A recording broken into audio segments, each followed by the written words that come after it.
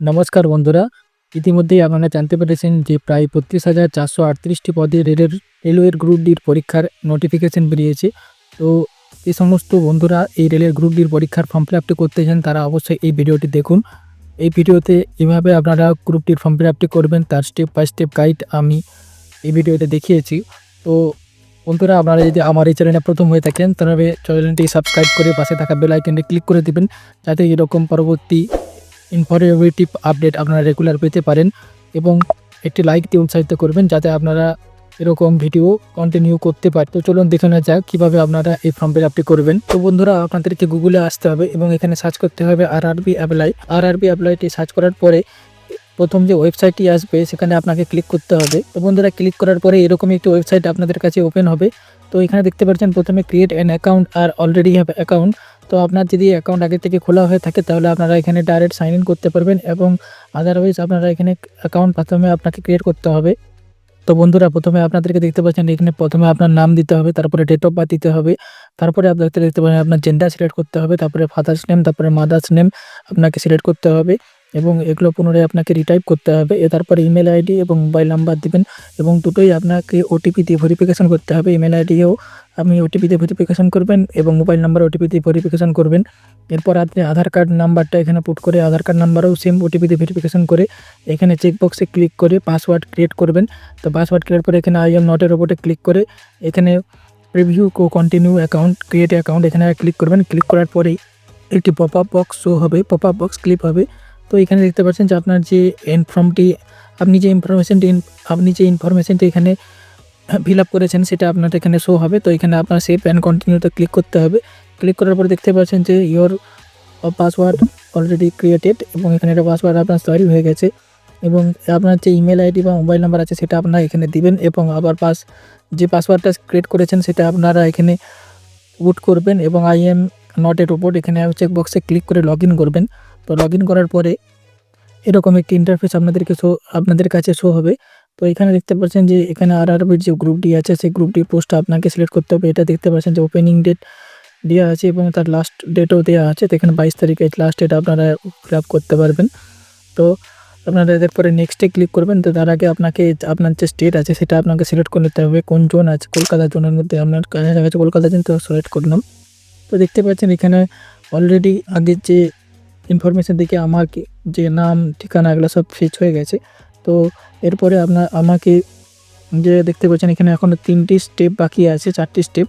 তো 4টি স্টেপের মধ্যে দেখতে পাচ্ছেন যে এখানে আমাকে ম্যারিটাল স্ট্যাটাস সার্চ করতে হবে, এবং এরপরে আপনাদেরকে একটু নিচের দিকে নামিয়ে দেখাচ্ছি। এরপর দেখতে যে রিলিজন কী সেটা আপনাকে এখানে সিলেক্ট করতে হবে। এখানে দেখতে পাচ্ছেন যে আপনার মাদার ট্যাং কী আছে, সেটা বেঙ্গলি দিতে হবে। তো এখানে আপনি কোন ভাষায় পরীক্ষাটা দিতে যান সেটা আপনাকে এখানে সিলেক্ট করতে হবে। আমি এখানে বেঙ্গলি সিলেক্ট করলাম। তো এখানে আপনার কোনো পার্সোনালিটিস মার্ক আছে কিনা, তো আপনার আইডেন্টিফিকেশন কোনো মার্ক আছে কিনা সেটা আপনাকে দিতে হবে। তো আমার কিছু নেই, আমি নো মার্কস করব। তো এখানে দেখতে পাচ্ছেন আবার ওই একই জিনিস এখানে আবার পুনরায় টাইপ করতে হবে। এরপরে দেখতে পাচ্ছেন যে কমনলি সিকিউরিটি, তো আপনি যেটা জেনারেল হয় তার রামজার এবং কোন কাস্টের মধ্যে আছে সেই কাস্টটা আপনাকে এখানে দিতে হবে। এরপর যে আপনার অ্যাড্রেস আছে, যে আপনার প্রেজেন্ট অ্যাড্রেস এবং যে আপনার পার্মানেন্ট অ্যাড্রেস, তো এগুলো আপনাকে ফিল আপ করতে হবে। তো ফিল আপ করার পরে আপনাকে দেখতে পাচ্ছেন যে আপনার প্রথমে এখানে আপনার যে স্টেট আছে সেটা আপনাকে সিলেক্ট করতে হবে, তারপরে ডিস্ট্রিক্ট, তারপরে এখানে আপনার প্রপার অ্যাড্রেস যেটা আছে ভিলেজ, পোস্ট অফিস, থানা, সেটা আপনাকে এখানে ফিল আপ করতে হবে।